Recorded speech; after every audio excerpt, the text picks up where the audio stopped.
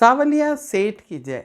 मित्रों, हर व्यक्ति चाहता है कि कुछ ऐसी घटना घट जाए कि भैया काम हमें कम करना पड़े और प्रॉस्पेरिटी हमारे पास बहुत आए। और इसके लिए सबसे बेहतर जो मेरे हिसाब से जो काम है वो है वास्तु। वास्तु की अगर आप बहुत सारी चीज़ों को ठीक कर लेते हैं या आपके घर के आसपास की सराउंडिंग्स को ठीक कर लेते हैं तो आपको 30 से 35% जो आपके लाइफ का है ना पासिंग मार्क्स, वो आपका वास्तु आपको दे देता है। फिर हार्ड वर्क, आप पूर्णतः हार्ड वर्क करते हैं, उसके बाद अगर थोड़ी भी कमी रह जाए तो वो भी मिल जाता है। जितना आपने हार्ड वर्क करा वो भी जुड़ जाता है, तो आप फर्स्ट क्लास फर्स्ट आ जाते हैं। 3-4 भागों में अगर बांट लिया जाए, फिर ग्रह नक्षत्र काम करते हैं। तो वैसे ही वास्तु के ऊपर में मित्रों वीडियो को बीच में छोड़ के ना जाएं। अगर आपको जल्दी है तो वीडियो को फास्ट कर लीजिए, नीचे में फास्ट का रहता ही है, उसको फास्ट करके देख लीजिए। वीडियो को आखिरी तक देखिए, पूरा देखिए। और मित्रों मेरे जो इसके पहले जो वीडियो आया है जिसमें मैंने मैनिफेस्टेशन का आपको बताया है कि मैं करूँगा अपने आचार्य मनोज त्रिवेदी वाले चैनल के लिए और आप अपनी समस्या के लिए मैनिफेस्ट करें, वो वीडियो ज़रूर देखिए। जिस दिन मैंने बोला था, जिस दिन ये वीडियो आया था, तो उस दिन हमारा यूट्यूब चैनल के पास 7,000 करीब सब्सक्राइबर थे। लेकिन मैंने कहा कि इसे जल्दी से जल्दी बढ़ाया जाए। मैं मैनिफेस्ट करूँगा अपने एक चैनल के लिए। देखिए, मेरे दोनों तीनों चैनल के लिए एक साथ मैंने मैनिफेस्ट नहीं करा, केवल एक ही चैनल के लिए किया है, तो उसके बढ़ रहे हैं। आप लोग भी इस मेरे चैनल ब्रिजराज रानी चैनल को भी सब्सक्राइब करें, क्योंकि उसके बाद मैं इसके लिए भी मैनिफेस्ट करूँगा। तो मित्रों, आप इतने सरल प्रयोग मैं आपके लिए लाता हूँ, आप उसका उपयोग करके बहुत सारी आपकी समस्याओं को तो यूं ही सुलझा सकते हैं, यूं ही समस्याओं का हल कर सकते हैं, कि जिसमें कुछ पैसे नहीं लगना है, आपके 1 रुपये नहीं लगना है। सब्सक्राइब करने के भी आपको पैसे नहीं लगते हैं और आपका 1 रुपये खर्च नहीं होता है। और नीचे जब आप अच्छे कमेंट्स डाल के पूछते हैं, कोई क्वेश्चन आपके मन में डाउट है तो पूछ लिया करें। और मेरे जो चैनल है दादी माँ की रात्रि कहानी, जो भी अच्छे क्वेश्चंस आप पूछेंगे उसको मैं नीचे में बता दूंगा कि आपका एक क्वेश्चन लिया जाएगा, उसके ऊपर ज़रूर वीडियो आएगा। आप वो वीडियो जाके वहाँ पे क्वेश्चंस के आंसर आप पा सकते हैं। तो आज हम जिस बात कर रहे हैं वास्तु की, हमारे घर में प्रॉस्पेरिटी बहुत छोटी छोटी सी चीज़ें लगा के, कई लोग पूछते हैं हम ऐसी क्या चीज़ ले आए हमारे घर में, ऐसा क्या ले आए। कोई कुछ ला के लगाने से नहीं, कोई चीज़ को सही जगह में ला के रख देने या लगा देने से ही बहुत बड़ा फ़ायदे होने लग जाते हैं। आज हम जिस पौधे के बारे में बात कर रहे हैं वह हर श्रृंगार का पौधा। मित्रों, हर श्रृंगार एक बहुत ही तिलस्मी इसलिए क्योंकि इसके बहुत सारे गुण हैं, और भी आगे वीडियो में मैं इसके बारे में आपको बताऊंगा। आज 1 या 2 ही, क्योंकि वीडियो ज़्यादा लंबा हो जाता है तो आप लोग बोर ना हो जाएं, क्योंकि मनुष्य की प्रकृति 10-12 मिनट ही सुन सकता है वो, तो इसलिए तब भी मैं इसलिए आपको बताता हूं कि आप थोड़ा फास्ट कर लिया करें वीडियो को। हर श्रृंगार एक बहुत ही रहस्यमय या तिलस्मय पौधा है, इसे आप ले आइए। और लेकिन अब इसमें फिर से एक बात है कि हर श्रृंगार का पौधा बहुत सारे गार्डनों के किनारे, दूसरों के घरों में बहुत सारा उग जाता है। कई लोग हमारे घर से उखाड़ के ले जाओ ऐसा कह देते हैं, वैसा नहीं लाना है। आपको प्रॉपर कोई नर्सरी से लेके आइए उसको। शुक्रवार वाले दिन आप ले आइए, बुधवार वाले दिन आप ले आइए, ये दोनों में से कोई भी दिन आप ला के अपने घर के नॉर्थ ईस्ट की तरफ में आप उसको लगाइए। नॉर्थ ईस्ट में लगाएंगे, इसको सूर्य की रोशनी बहुत पसंद है। नॉर्थ ईस्ट में खुला आपका, अगर आप बालकनी है वहाँ लगाइए तो बहुत फ़ायदा करता है। गार्डन है तो आप अपने गार्डन में लगा सकते हैं।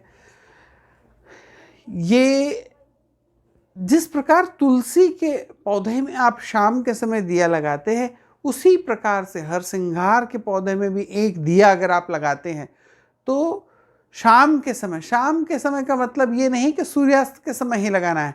सूर्यास्त के बाद 8-9 बजे तक भी आप लगा सकते हैं, लेकिन लगाएं।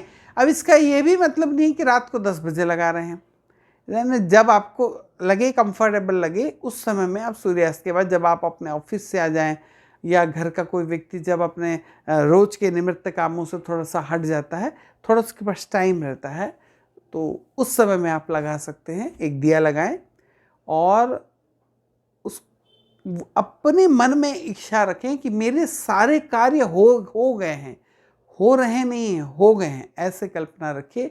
और सुबह के समय अगर आप एक लोटा ले लें, तांबे का रहे तो अति शुभ है, अति उत्तम है।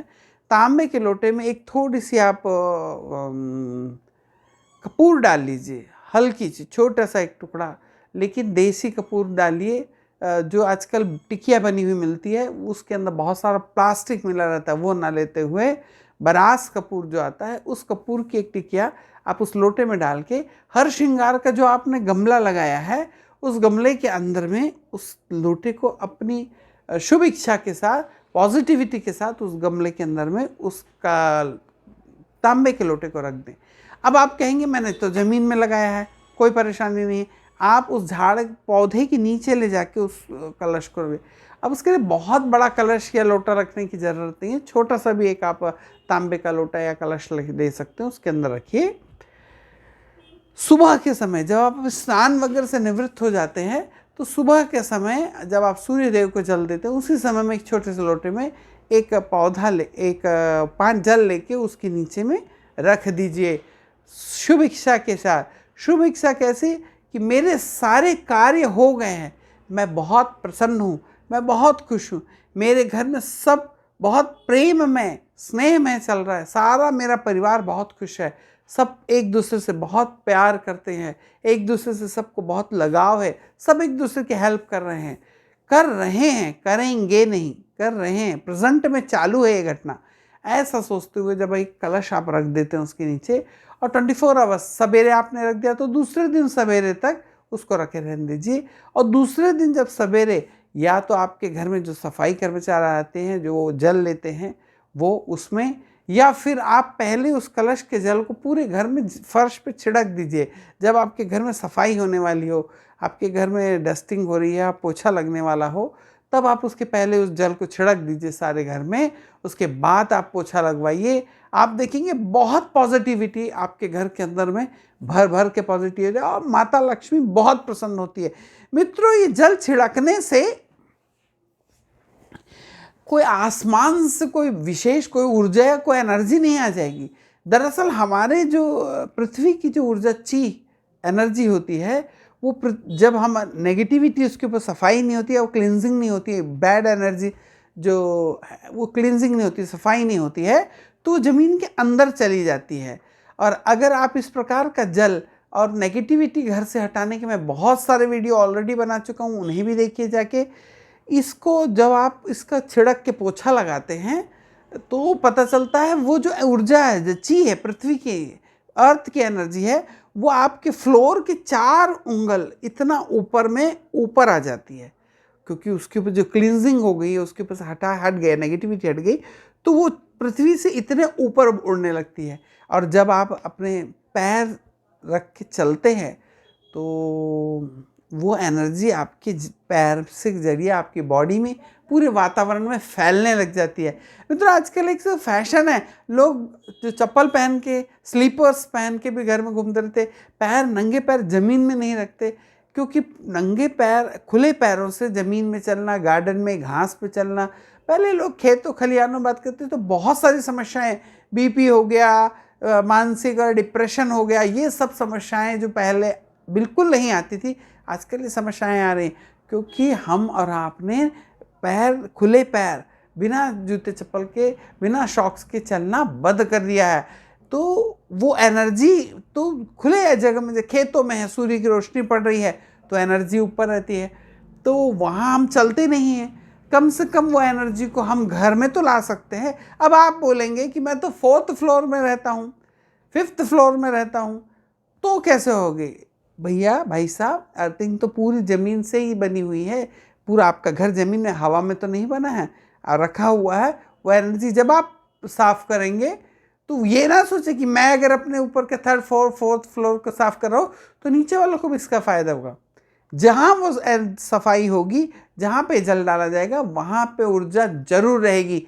नीचे रहेगी या ऊपर रहेगी कि नहीं इसका मुझे नहीं पता, लेकिन जहाँ पर आप साफ करेंगे वहाँ तो ज़रूर आप उसको महसूस करेंगे। आपके घर का वातावरण भी प्रफुल्लित, खुशनुमा, प्रसन्नचित्त रहने वाला है। सब एक दूसरे से स्नेह और प्रेम करेंगे, कलह क्लेश ये सब हटेगी। तो मित्रों, इसी शुभ भावना के साथ वीडियो को ज़्यादा से ज़्यादा शेयर करें। आपका इस पर कोई डाउट हो तो नीचे ज़रूर कि मैं ज़रूर प्रयास करूँगा कि मैं आपके प्रश्नों के उत्तर दूँ, वीडियो बना के दूँ, नहीं तो दादी माँ की रात्रि कहानी वाले उस चैनल के ऊपर में आप जाके उसके उत्तर पा सकते हैं। मैं नीचे बता दूंगा, जिनका भी मुझे कमेंट्स क्वेश्चन बहुत अच्छा लगेगा उनको मैं बता दूंगा कि इसका मैं वीडियो में डालूंगा, आप ज़रूर इसे देखें। राधे राधे।